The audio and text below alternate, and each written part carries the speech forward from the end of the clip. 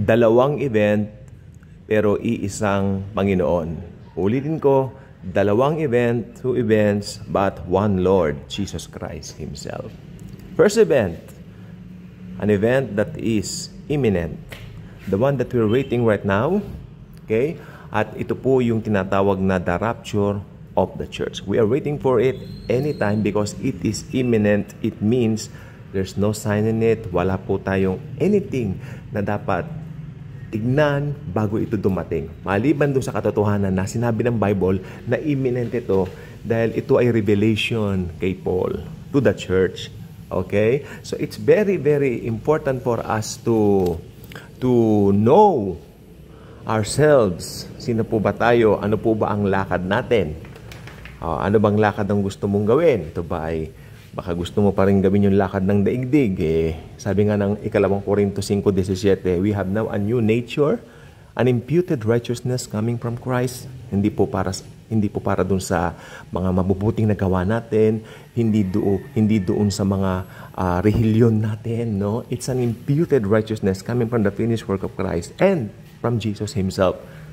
Binihis po sa atin. Okay? Kaya ano bang lakad ng gusto mo? Lakad pa rin ba ng daigdig? Lakad pa rin po ng mga dati? I mean, it's very, alam nyo, pag naborn again ng isang tao, ito kung gusto ko po sabihin, natural na po sa kanya yung pag-atras o pag-ayaw sa mga bagay na dating kinahuhumalingan ng daigdig. I know what I'm talking about. I know what I'm saying here. Alam ko sinasabi ko. Talagang nawala yung gana ko dun sa mga dating kinahuhumalingan. Okay, kasi one time, meron po sa amin yung masyadong mataas ang hindi naman po masamang rumispeto sa mga tao. Don't get me wrong with it. Pero nung araw kasi, parang to the point na parang sobrang pagtingala mo doon sa mga taong yun, to the point na idolatrous na pala yun, no? Idolatry na pala yun. To the point na parang, yeah, may mga ganun po kasi. Kasi alam mo na, kasama po dyan yung baka makompromiso, yung mga tipong ganun-ganon, yung mga trabaho, yung mga work, di ba? Yung mga tipong ganyan. Hindi ko na po i-detalye, pero alam niyo po, parang may mga ganun po dati. Alam po natin yan, kasi nung nagdaan pong eleksyon, nakita ko po, marami pong tao, ang dikit ng dikit doon sa mga politiko na parang halos sambahin na nila ang mga ito. Imbis na si Lord ang laman ng kanilang mga feeds, itong mga taong itong kanilang, hindi naman po masama siguro yun. Ako pwede kong i-share yan kung ano yung political na, sinuportahan ko, hanggang doon lang. Pero not to the point na parang, yes, meron po talaga mga taong gano'n na parang yun na lang ang hope nila yung mga taong yun kasi pinangakuan sila. Yung mga ganyan po. So pag na-born again ka, mawawala po yung ganyang kaisipan sa'yo. Ako naniniwala ako mawawala yan. Hindi ko sinabi magiging mayabang ka, pero magiging mayabang ka rin dahil ang ipagyayabang mo, si Kristo lang. Okay? Tandaan po ninyo, malapit na po ang rapture. Ito yung sinasabi kong malapit na maganap na hindi ko alam kung kailan magaganap. Basta, itong gusto kong sabihin, mabuhay tayo bawat araw na parang magra-rapture na. Okay? Dahil yan po talaga. Live. Sabi nga ni David Jeremiah, Dr. David Jeremiah, live every day as if that's the day of the rapture. Okay? Pangalawa, meron pong event na sinasabi ang Biblia, second coming. Ito po yung ikinalilito ng karamihan ng mga Kristiyano because they think na dahil may trumpet sound na darating na similar sa mga iba pang mga verses, they thought na same event si rapture at saka si second coming, pero mali po yun. Dahil separated na event po yan. Magka-separate na event yan. Two separate events, one Lord, Jesus Christ. Sa second coming po, yung mga ni-rapture niya, tayo po yung mga Kristiyano, tayo nasa church age ngayon, darating po tayo dito sa lupa sa pangunguna ng ating King of Kings and Lord of Lords, the God of Gods, the God of the Milky Way, the God of the universe, the Lord Jesus Christ Himself, para mag-establish siya ng 1,000-year reign sa buong mundo. At ang opisina niya, pinakatanggapan niya dito sa Jerusalem. Di ba? So, it's something na talagang dapat alam po natin yan. Sa rapture, Jesus will come for the church.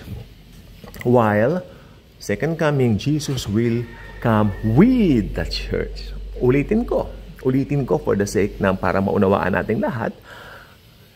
Rapture, Jesus will come for the church. For the church. Second coming, Jesus will come with His church. So, ang difference natin yung word na for at saka yung with.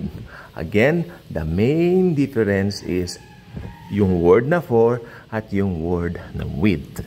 Okay? So, hindi nyo ikalilito yan kung alam nyo yung mga keywords na, yes, binitawan ko po sa inyo. So, ito pong gusto ko pong sabihin sa inyo. It's an imminent event, the rapture. Pag sinabi mong imminent event, this is something na talagang magaganap anytime. Pero kung gusto ng marami mga senyales at mga signs, tulad nakalagay po sa Luke chapter 23 tsaka sa Matthew 24, yung chapter 24, nakabuuan yan, ito po ay sinulat para po sa tribulation. Kaya tignan niyo pong mabuti, makinig pong mabuti, importante po ito. Pagkatapos po pagkatapos po ng rapture, punong-puno na po ng signs yan. Yung mga sinasabi niyong signs na nakasulat sa Matthew 24, nandoon na po lahat. Matutupad po yan at ang pinakadulo niyan ay ang, second coming. Kaya alam mo na yung second coming, madali mo nang bilangin yan. 7 years from the day of the rapture. Bilang ka ng 7 years, second coming ang Panginoon. At I doubt kung gagawin ng mundo yan, lalo na ng mga maiiwan dahil sila ay mahuhumaling ng husto dun sa isang figura na lalabas. During that time, the Antichrist. Ang Antikristo. Ang Antikristo po ay punong-puno ng karisma. Gusto ko po sabihin niya sa inyo. Meron pa po isang pastor na nagsabi na nakausap ko dati na ang pinakamagwapong taong mabubuhay sa mundo ay ang Antikristo. Kaya hindi ako naniniwala na ang Antikristo ay isang matanda. I don't believe it. I don't subscribe to that belief. Ang Antikristo po ay, alam niyo po ba, he mimics Jesus Christ. Ano ba ang edad ni Kristo nung siya ay nag-umpisa ng ministry? He was 30 years old. Pag 30 years old, punong-puno ka ng punong-puno ka ng karisma. Nandun ka sa prime ng buhay mo.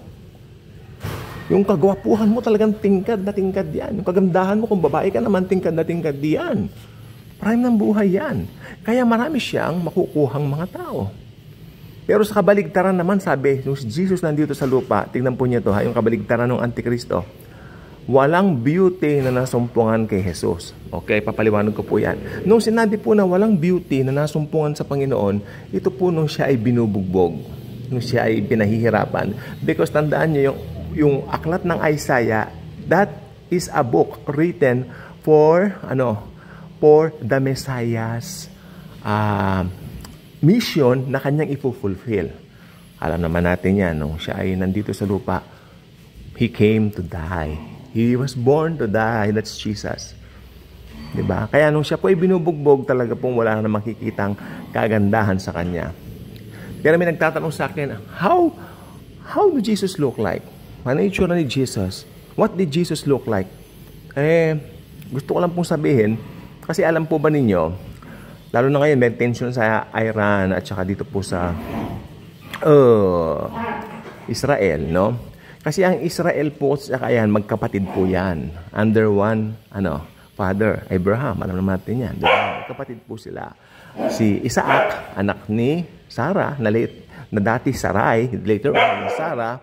Tapos si Ishmael, anak naman ni Hagar, nung alipin ni Sarah mula sa Egypt. So ito pong gusto ko po sabihin po sa inyo. Iisang ama, di ba, magkaibang mga ina. So, pero makikita po natin dyan, yung hubog ng mukha, hubog ng itsura, parehas po yan. Parehas po sila. Pero ang nangyari po kasi sa mga Hudyo, may time po na sila po ay na-scatter sa buong mundo. Nagkaroon po ng tinatawag na pangyayari noong AD 70, ayon na rin sa hula ng Panginoong Jesus, na mawawasak ang buong Jerusalem. At ang buong, makinig po mabuti, importante po to, at ang buong mga Hudyo nagkalat sa buong mundo. Sorry po. Ito naman tayo sa sinok-sinok. Sa buong lupain ng kung saang-saang lugar. Nagkalat sila doon. Kaya ang sabi nung ibang scholar, sabi rin nung dating pastor namin na wala nang purong Hudyo ngayon kung titignan ang physical appearance. Okay? Wala nang purong Hudyo kung pagbabasihan lang din ang physical appearance. Kaya kung titignan may mga Hudyo ngayon, may mga mapuputi. Para mga Americans pong itsura. Diba? Para mga galing sa Europe. Hindi po ganyan ang itsura ng isang Middle Eastern man. Kaya ang tip ko po sa inyo, kung gusto mong makita kung anong itsura ni Jesus nung nabuhay siya dito sa lupa, tumingin ka sa itsura ng mga Iranian. Yung mga taga-Iran. Tandaan niyo yung Iran na yan, dati siyang Persia. Oo. So magkapatid po sila. O, magkaiba lang, ganyan po itsura. Tumingin ka sa mga Arabo. Ganyan ang itsura ni Jesus nung nabuhay siya sa lupa. Kasi puro hindi ba? Puro po siya. O yan po. Bagamat ang itsura ng Panginoon, di naman po importanteng masyado. Pero gusto ko lang po sabihin sa inyo, kaya po tayo napunta sa topic na yan dahil marami pong nagtatanong. Sinagot ko lang po, ayon na rin sa katotohanan ng Bible at ayon na rin sa katotohanan ng history. Di ba? So, ganun po. Again, tayo po, mga Kristiyano, ira-rapture po tayo anytime now, anytime soon now. No? Magkaibang event po ang rapture at ang second coming. Okay? Magkaibang event po yan. Tayo po ay, mga pinili na bago palikhayin ng sanlibutan. Kaya i-spare tayo ng Panginoon dun sa darating na tribulation. Okay? Na yun po ay ginawa po niyang tribulation para sa mga Jews, mga Hudyo, kasi yung po ang purpose para, kasi ang ending po kasi niya, makinig po kayo, ang ending po niyan ay tatanggap na sila kay Jesus pagdating niya sa kanyang second coming. Tatapak po ang mga paa ni Jesus sa Mount of Olives. Di ba? May prophecy po dyan. At ang mga Jews, ang mga Hudyo na dadating doon, tatanggap na sa kanya bilang Diyos at tagapagligtas ng kanilang buhay. God bless.